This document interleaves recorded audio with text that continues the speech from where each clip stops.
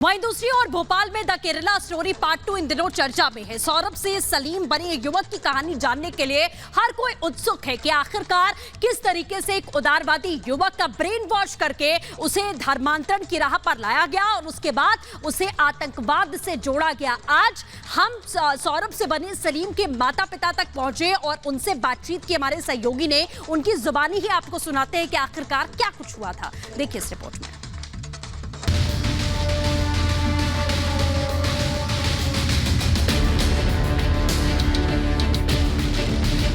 मुझे भी कई बार बड़ा दुखी होकर कहा उसने कि आप भी हमारे साथ हो जाओ। निर्दोष है वो, उसको बचाना, आपको हर हाल में उसको बचाना ही है। अगर आप इस्लाम नहीं करेंगे तो आपको जन्नत नहीं मिलेगी पापा। आप सुना आपने, कट्टरपंथियों ने सौरभ के दिमाग में इतना जहर भरा कि माँ और पिता के आंसुओं का भी उस पर कोई असर नहीं हुआ और वो धर्मांतरण वाली टूलकिट के निशाने पर आकर सौरभ राजवैद्य से सलीम बन गया। वो इस्लाम का बहुत बारीकी से अध्ययन करके विद्वान हो चुका था और वो विद्वता के आधार पर इस्लाम का परिचय देता रहता था लोगों को। मुझे भी देता था। मुझे भी कई बार बड़ा दुखी होकर कहा उसने कि आप भी हमारे साथ हो जाओ, क्योंकि ये अगर आप इस्लाम नहीं करेंगे तो आपको जन्नत नहीं मिलेगी पापा। आप दुखी होंगे, आप जहन्नुम में रहेंगे तो मुझे दुख होगा। और ऐसा रो रो के कहता था। तो इससे मुझे लगता था कितनी आस्था इसकी हो गई उधर। तो मैं बराबर फिर कह रहा हूँ कि सौरभ मॉरली 100% था। कभी और लोग कह रहे हैं पैसा आता था, उसको कोई पैसा वैसा नहीं आता था। वो बिल्कुल हिसाब किताब से चलने वाला लड़का था। हाल ही में फिल्म द केरला स्टोरी में लड़कियों का ब्रेन वॉश कर उनका धर्म परिवर्तन कराकर ISIS आतंकी बनाने की कहानी दिखाई गई है। भोपाल के सौरभ की कहानी भी कुछ ऐसी ही है।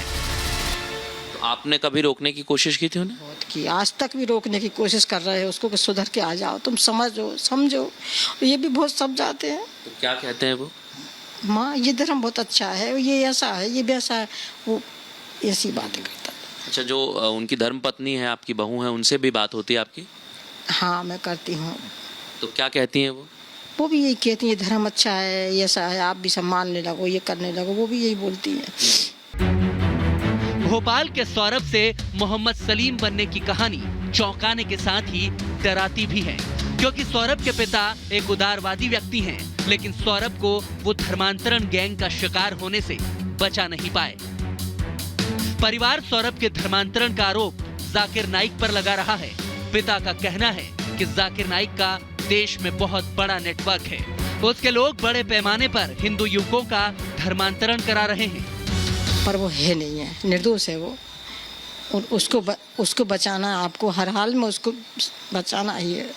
षड्यंत्र करा है, उसके साथ साजिश करी है, उसको बहका के डरा के नहीं उसको मुसलमान बनाया है और उससे कहलवाया है कि तुम ये कहो कि हम स्वेच्छा से बने, पढ़ के स्वेच्छा से बने। तो पढ़ने के लिए ऐसे साहित्य क्यों दिए उसको मुसलमान बनाने के लिए? उसके माइंड में जो कुछ चेंज आया है उसमें जाकिर नाइक के कुतर्कों से ही वो चेंज हुआ है।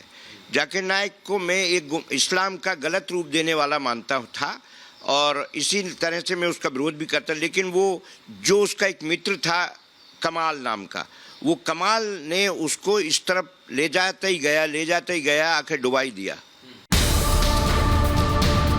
सौरभ का ब्रेन वॉश कुछ इस कदर किया गया कि वो अपने घर में अपने माता पिता से ही झगड़ने लगा था। अब सौरभ की माँ अक्सर उसका जिक्र कर रोने लगती हैं। चलिए अब आपको मध्य प्रदेश के सौरभ राजवैद्य के सलीम बनने की पूरी कहानी सिलसिलेवार तरीके से बताते हैं। सौरभ के पास B फार्मा की डिग्री है। वो छिंदवाड़ा के डॉक्टर कलाम के संपर्क में आया। धीरे धीरे सौरभ का व्यवहार बदलता चला गया। साल 2010 में वो धर्मांतरण कर सलीम बन गया। 2012 में सलीम ने अपनी पत्नी का भी धर्मांतरण करा दिया। यह मामला सिर्फ एक हिंदू लड़के का इस्लाम अपना लेना भर ही नहीं है। कहा तो ये भी जा रहा है कि मोहम्मद सलीम अपने इस नेटवर्क के जरिए देश के बड़े शहरों को निशाना बनाने की साजिश रच रहा था। देश में बड़े हमले की प्लानिंग चल रही थी। पूरी की पूरी स्क्रिप्ट तैयार हो चुकी थी, लेकिन ये अपने नापाक मंसूबों को अंजाम तक पहुंचाता उससे पहले ही ATS ने उसे दबोच लिया। Bureau report, Republic Bharat.